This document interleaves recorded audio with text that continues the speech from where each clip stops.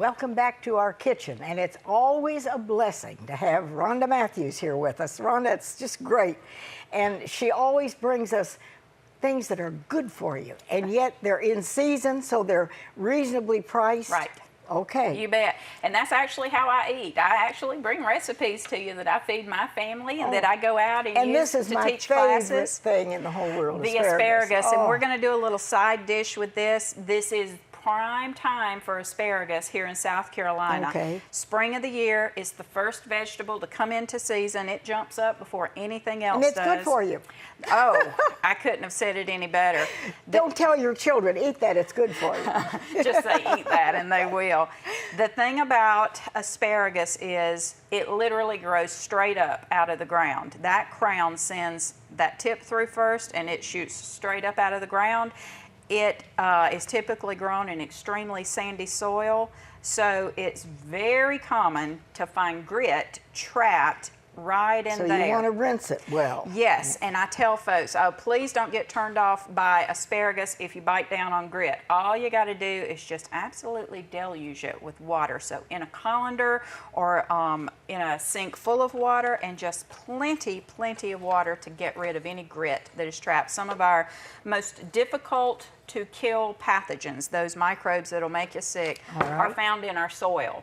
So the less soil, the better. Wash your vegetables. You know, way back when Mama wouldn't let the baby eat mud, you know, out of the mud pie. There's a reason for that. Okay. It wasn't just female intuition. There's actual science that says don't do that.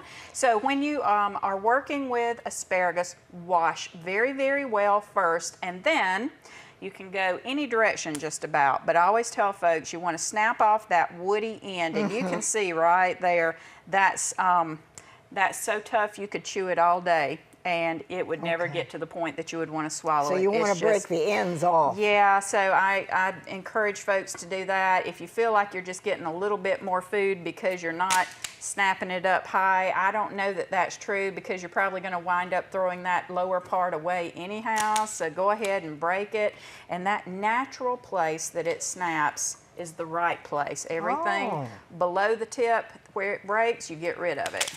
So there it goes, and we're going to trash that. I like to tell folks when I teach the cooking classes, if you've got a compost pile, that's where these things belong. Okay. Don't throw them away necessarily if you can make use of them. So, all right, so we've broken them away, and now we've got the washed and snapped asparagus. So the easiest way to deal with asparagus is the most simple and basic way. Just a little bit of olive oil, enough to coat it. All right? And then, there he is. I had to look. There's my salt shaker. So we're just going to do a dab of salt. Of course, salt is optional, but in that goes, okay? All right. Now, some folks like a little onion. Some folks like a little garlic. All of that does very nicely, but these are the basics. Salt and a little bit of fat to keep it from sticking. And there's a couple of options we've got after this point. I'm going to get my hands wiped off from the oil so I don't slip and drop something. You can very easily put this into a saute pan on very high heat, and in 3 or 4 minutes it's ready to go. It's ready to eat. Yeah, you're looking for very bright green and tender crisp. The other option that you've got is slide this entire baking dish into a very hot oven, 425, 450, 475. Give it about 10 minutes for this mini. And it's ready. It's ready to go. And I've got one ready in our oven. So if you don't mind, I'm going to ask you to get the hot pad. Okay. And bring it out for us, and let's take a look. On the bottom. There you go. So that got cooked this morning at the Matthews house, and it rode up here with me, and I'll let you sit it right there. Thank you. Okay. So he's a little bit re-warmed right now, but you can see they've roasted. Now what we're looking for is that right there, that color on the back. These things cook way down to concentrated flavor, and that brown is where all the flavor is. Oh, really? So that's what you look for. Super bright green tastes fine, but boy, when you get that brown on the bottom, that's where it goes into flavor overdrive. So this is a great option. easy peasy. Wash it, Okay. put it on the pan. 10 minutes later, you're ready to put it on the plate. We'll also give it just one more tiny hit of flavor. I love just a little bit of lemon over the top. So we're going to do that, fresh lemon over the top. I'm going to let it strain through my To me, fingers. asparagus always seems rather elegant. It does, doesn't it? But like this, Yeah. it's almost like French fries. Yeah. I mean, that sounds crazy to put asparagus, French fries, and stir fry together, but this works. It really works nicely. So Okay. we've got an asparagus dish ready to go. I think this is ready. So may I ask you to grab that black plate over there? Hang on, wait a minute. There you go. And let's get a meal ready, and then we're Okay. going to do our dessert after we finish Oh, with my. it. Yeah. Here, let me hold this. Thank you. So this is a great, you've got 1 pound of meat. And you could do this without meat if you wanted to. That's right. And this would easily, I Well, think would it's- serve more than 4 people. You know, this recipe, you can find a version of this recipe all over the computer. Sometimes you'll hear it called, I'm looking for the right words. Sometimes you'll hear it called egg roll in a bowl, and sometimes you'll hear it called crack slaw because there's so much cabbage and it's addictive once But you you start call making it it. easy Asian. Yeah, it's just a Stir stir fry. fry, and what we're going Oh, to that's do is we'll beautiful. just Look put at a little that. bit of this crunchy, super roasted asparagus next to it, and boy, that's Oh. just maxed out with vegetables and super good nutrition, a little bit of very lean meat, the healthy oils. And if you are trying to diet, That is a plate this is a full great of food. dish. I'm going to put this around here so we can see it, okay? Yes, ma'am. I'll put it right here.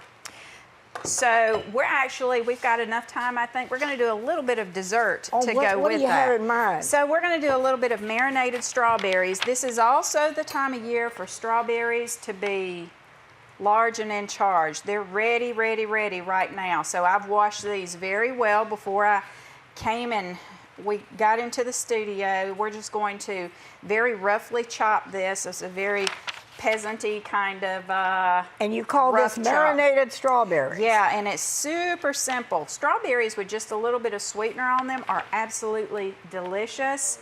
But And this is going to the give beauty of the things you're doing today is that they're in season, which means that they're more reasonable to serve. That's right. Cost-wise than at any other time of the year. You bet. So Yeah. here's our marinated part. Little bit. Whoop, I don't want to Little squirt bit of you. lemon juice. Little bit of lemon. I bet you can guess what's coming next. A little bit of orange. Okay. All right. So in that goes. And then we're going to lay the sweetener to it. I saw a seed go in there. Pardon my fingers. Nobody wants to All eat that good orange cooks, seed. you have to do that. So we're going to add just a wee bit of sweetener to this. So just a little bit of stevia. And that's going to macerate those strawberries and cause them to turn loose of their juices. Would you use about 1/4 of a cup? Oh, not even that. More like a couple of tablespoons. Oh, all and right. that's actually heavy-handed from what I would normally do. So, but it takes just a moment for that to dissolve down into those citrusy, sharp, but oh so sweet juices. And there we go. Now, delicious like this, lots of other ways you can use it too. I would never hesitate to put that over a little bit of yogurt, a little bit of breakfast cereal, anything like that. All So right. today I brought a special treat. Uh-oh. You never know what she's going to come up We're with. gonna Ooh. copy the flavors of the orange. Oh gosh. Can Boy. you get it open? Well, we'll see. Here it There comes. we go. Okay. Jeepers. There it is. All right. You've got a good freezer over there. Oh, my. All right. So, So we're you've just got orange. yeah, it's just a little orange sherbet. So in that goes. It's quite elegant, really. Oh, but look, it's just the simplest of simple. So there, just maybe one little one more. There we go. Oh, my. All right. Put the strawberries on Yeah, top. let's do. So in that goes. Uh-oh. Yum, yum. Let's get that good juice off the bottom. Oh, Yummy. that's lovely. So you won't have to beg your children to eat the fruit. This is a way to enjoy summertime. Absolutely. And these are great recipes, and thanks to Rhonda Matthews, we have them to offer you. And all we need from you is a self-addressed stamped envelope. The recipes are free. And we'll be just so happy to share them with you. It's good food, good health, and it's easy. So this is great for summertime. And just send a self-addressed stamped envelope to the Peggy Denny Show, Post Office Box 1616, Greenville, South Carolina, 29602. And we need the number because we have hundreds of recipes. And the number for this recipe is 1021. 1021, and we'll have it on its way to you. You can enjoy this all summer long. I'll ask you to sit that next to our meal. That would be hard to keep your hands off of. That looks pretty tasty. I thought you were going to let me have it. Well, maybe later. Oh, that's lovely. It is. It's a very cool, refreshing, but fruity finish to a very vegetable-filled meal. And you've done this whole meal. You didn't even have to light an oven to make it. That's right. If it's hot outside. Easy, and minimal pots and pans were used. Yeah. All of that's in our favor in the summertime. Rhonda Matthews, you always are a joy to share with us. Thank you. You're so talented. You bring good, common sense things that we all can just kind of enjoy. Thank you. You know. Well, and I think you enjoy what you do. Well, I take what I learn at work, do it at home with my family, and then go back to work and teach it to others. Well, wherever you are, good health and good eating and a happy summertime. And it's recipe number 1021. We'll see you next time.